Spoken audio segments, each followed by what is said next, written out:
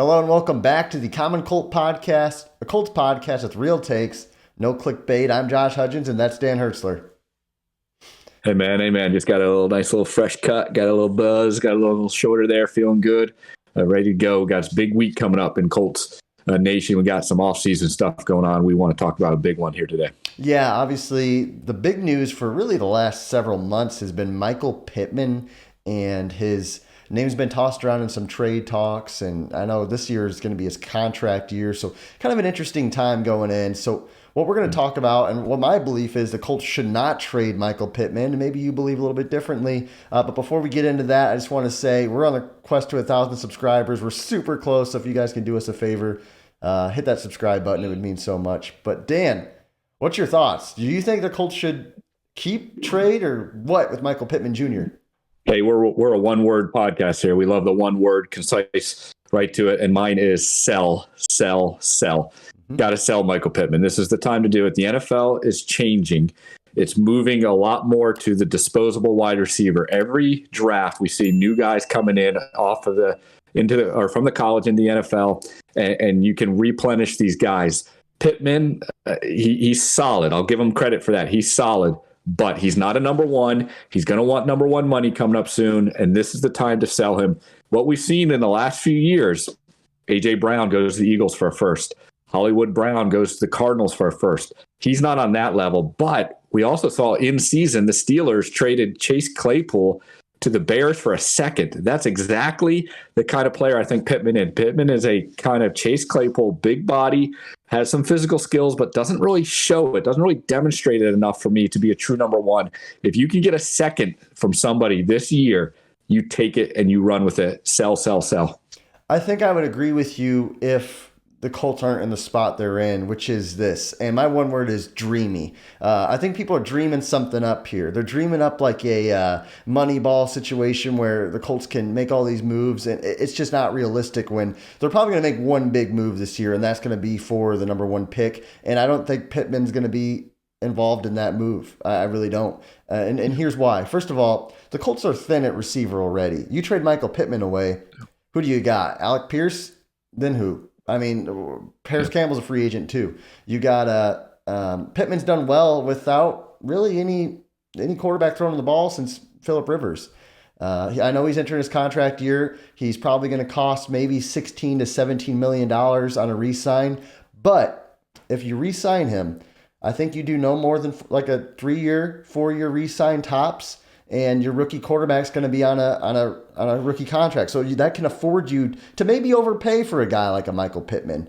Every Colts quarterback that's been young has had a veteran receiver to rely on. Manning had Harrison. Now Harrison was still young. And I'm not saying that Michael Pittman's Marvin Harrison, so don't kill me.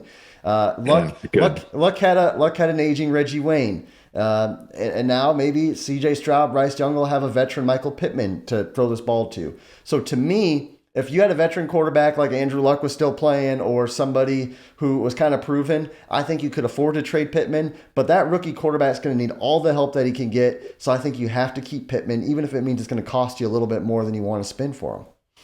Yeah, see, I'm going to disagree with you on both things. One is you want to be able to get rid of him really as his market value is the highest. And I think this is going to be the highest his market value is. Because if you wait too much longer, everyone's going to know, hey, he's going to be a free agent. Number two, though, with the Colts, you don't want to lock this guy up beyond his rookie year, because what does he do special? He doesn't do anything special. There's nothing special about him. You can go out and find one or two veteran receivers, plug them in, get the same production out of Pittman.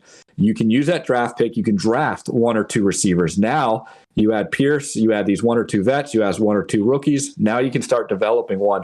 There's nothing about Pittman that says long-term, he's the guy you want to lock up some money to. You want to do something special with him, because he just doesn't do anything special. Nice, solid receiver, nothing special. He's a glorified, Juju Smith-Schuster. He's a glorified, back in the day, some of the receivers for the Patriots they just did their job. They did well. You could count on them, but nothing special, nothing that you really wanted to spend money on.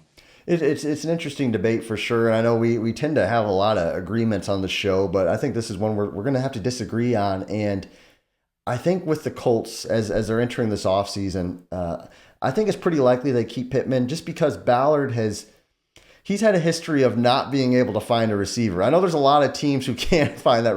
Look at the Vikings. I mean, they could find receivers. They had Thielen. They got Jefferson. Look at the Steelers. It seems like the Steelers slip and they fall on receivers. Chris Ballard, I don't know what it is, if it's a scouting thing or drafting thing.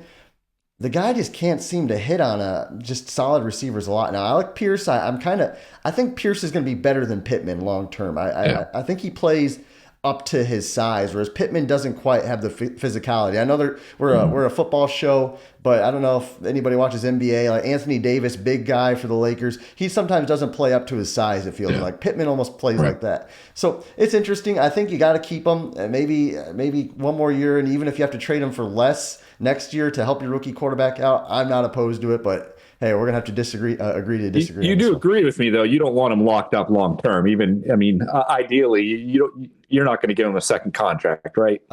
If they could do a 2-year extension or something, I wouldn't go 4 or 5 year extension.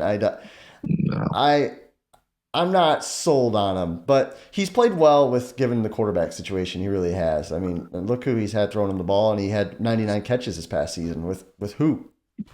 Yeah, I know, but you look at some of these rookies. Look at the Jets, and Wilson comes out from Ohio State, and they didn't have a quarterback this year. You look at Olave from the Saints; they didn't have a quarterback this year. To me, again, he just doesn't click the box that says this is someone special. This is someone I want around here. I think he's a dime a dozen. To me, he's just use the term a jag, not Jaguars, but just another guy. He's a jag. Just whatever. He's another guy. Find him and then move on. Yeah. Well, there you guys go. Let us know what you think. Subscribe. Again, we're so close to 1,000. Comment below. We're kind of torn on this. I could honestly go either way on it, but if we do trade him, I'd like good value. Dan, just go with the guy on the right. The guy on the right, he knows what he's talking about. Let us know. Do you agree? This is a good one. Let us know. Do you agree with the guy on the left, me, or the guy on the right, the guy with the buzz cut? Let us know. Comment, subscribe, and until next time. Thanks for watching the Common Colt Podcast.